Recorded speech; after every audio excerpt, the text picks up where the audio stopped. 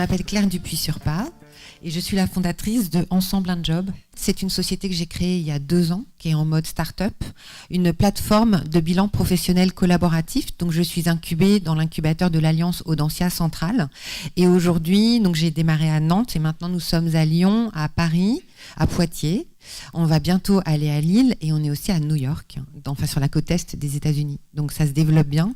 Et le principe d'Ensemble un Job, c'est de s'offrir un temps long pour définir un projet professionnel qui vous ressemble, en travaillant avec une méthode et donc une plateforme en ligne, mais au sein d'un groupe de travail autonome de 4 personnes. Donc c'est un projet digital au service du lien social.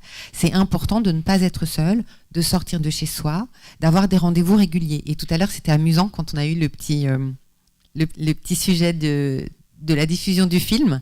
Vous êtes sortis et puis vous êtes venus aider. Et je me suis dit, c'est vraiment un groupe Ensemble un Job. Ensemble un Job, vous êtes 4 et il y en a toujours une qui va donner un coup de main à l'autre avec ses compétences. Ce matin, ce qui est intéressant pour moi, c'est de vous parler des soft skills, puisque à Ensemble un Job, on travaille énormément cet aspect-là pour vous aider à définir ou identifier des compétences que dont vous n'avez pas forcément conscience, et aussi à être beaucoup plus convaincante en affirmant votre singularité lors du recrutement.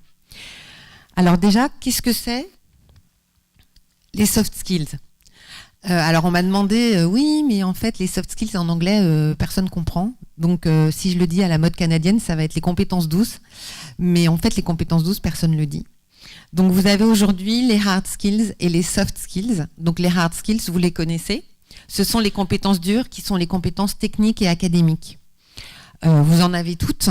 Elles ont été pendant très longtemps les plus valorisées. Elles continuent à être à juste titre valorisées, puisque dans de nombreux métiers, il faut avoir des hard skills et des compétences techniques.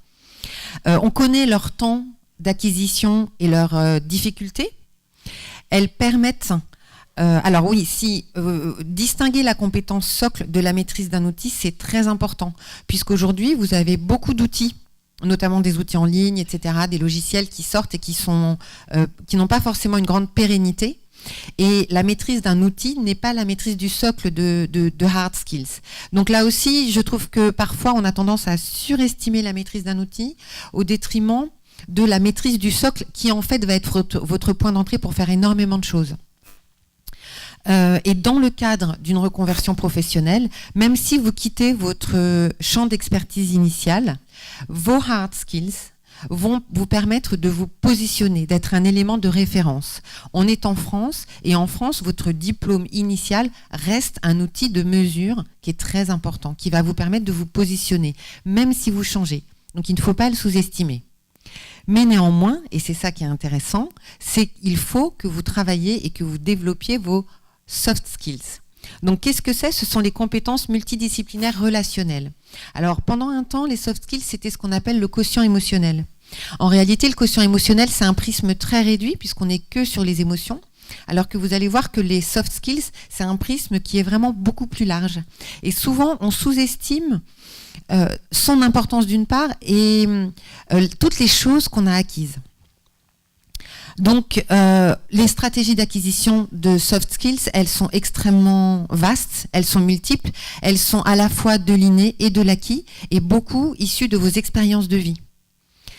Et dans le cadre d'une reconversion professionnelle, ce qui est important pour vos soft skills, c'est que d'une part, ça va vous aider à définir votre nouveau projet professionnel.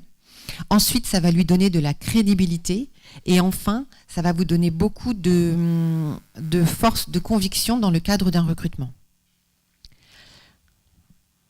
Hop, voilà. Donc, les soft skills, on peut considérer que ce sont 4 blocs. Vous avez le bloc de la connaissance de soi, le bloc de la conscience sociale, la gestion de la relation et la capacité d'autogestion. Donc, la connaissance de soi, c'est un petit peu ce qu'on mettait avant dans le quotient émotionnel. C'est, voilà, vous, la connaissance de votre caractère, l'identification de vos émotions, de vos motivations et de vos désirs. Et bien souvent, on pense qu'une fois qu'on a travaillé ce bloc-là, on a fait le tour. En réalité, ça, dans un recrutement, à part pour les recrutements où on est sur une posture très engagée, ça compte assez peu. Ce qui compte davantage, c'est vraiment l'ensemble, c'est-à-dire la capacité à prendre sa place dans un environnement, à avoir de l'empathie avec son environnement et à s'organiser soi-même. Donc le deuxième bloc, c'est le bloc de la conscience sociale. Donc la conscience sociale, c'est vraiment quelle est ma capacité à percevoir l'environnement dans lequel j'évolue. Donc vous avez l'empathie, vous avez la compréhension de son environnement social. Ça, c'est assez important, je pense par exemple, pour les personnes qui sont dans des environnements de type, entre guillemets, bureaucratique, les grosses sociétés, où là, la capacité de comprendre son environnement social est extrêmement importante. C'est important de pouvoir mettre des mots dessus. Évidemment, l'empathie, lorsqu'on est dans des jobs qui sont en relation avec du public, c'est très important. Et enfin, vous avez la capacité fondamentale à comprendre l'autre. Donc ça, si vous identifiez ces éléments-là dans votre parcours, c'est important, ça peut vous aider à définir votre projet et ça peut vous rendre convaincante. Vous avez également le bloc de la gestion de la relation.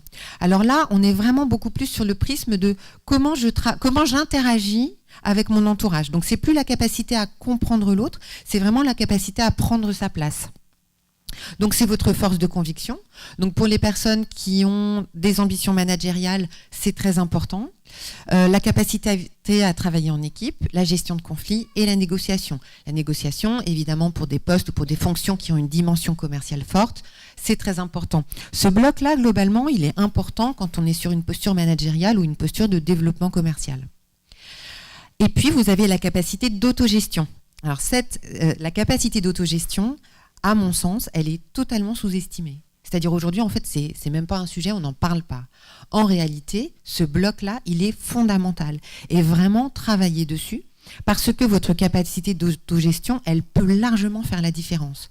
Ça veut dire quoi? Ça veut dire, déjà, quelle est votre organisation personnelle? Quelle est votre capacité à organiser votre temps?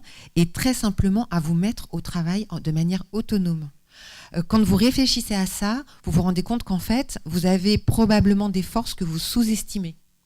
C'est aussi votre capacité d'amélioration de soi. Ça, c'est très intéressant. Là, par exemple, il y a beaucoup de femmes, je crois. Vous avez probablement des enfants et presque toutes, on a été confrontées à une situation où on a été obligé de s'améliorer. C'est-à-dire d'apprendre des choses, de se questionner, de mettre des choses en place pour améliorer l'ambiance familiale, améliorer la relation avec un enfant. Et je trouve que ça, c'est un axe, pareil, on le sous-estime totalement. Vous avez donc vos motivations, mais pas les motivations dans le sens connaissance de soi, mais la capacité à se mettre en mouvement. Et puis vous avez votre capacité d'apprentissage. Ça aussi, c'est super important et c'est d'autant plus important maintenant. Je vous parlais tout à l'heure dans les hard skills de la capacité à maîtriser des outils. Ça, pour moi, c'est vraiment quelque chose qui a vocation à être obsolète dans le sens où l'outil que vous maîtrisez dans 2 ans, ce sera un autre. En revanche, si vous le présentez par votre capacité à apprendre, là, ça change tout et vous devenez très convaincante. Alors, pour vous donner des exemples, comment les identifier? Alors, à Ensemble un Job, les membres Ensemble un Job, pendant 1 mois et demi, 2 mois, ils ne font que ça.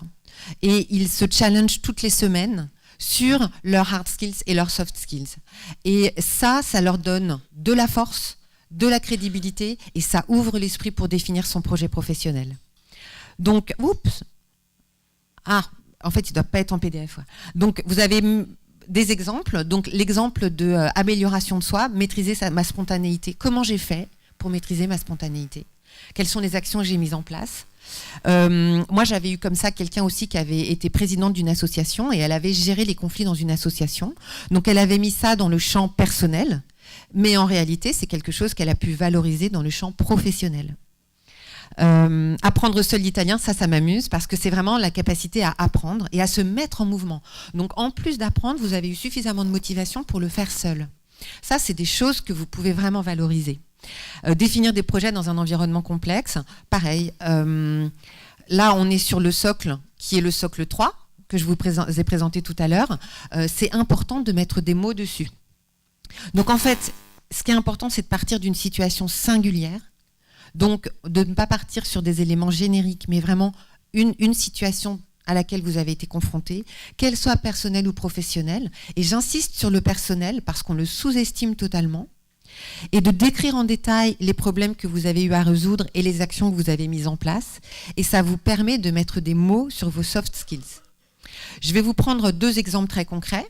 Une membre Ensemble un job qui a dû arrêter de travailler parce qu'elle a eu un enfant en situation de handicap.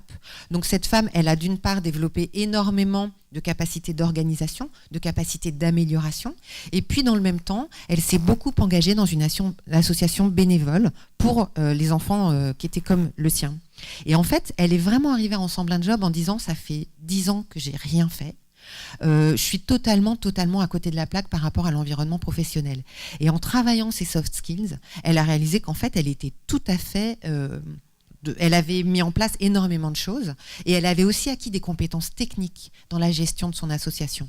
Donc ça lui a permis de définir un projet professionnel très solide alors qu'elle est arrivée en étant en situation de doute profond.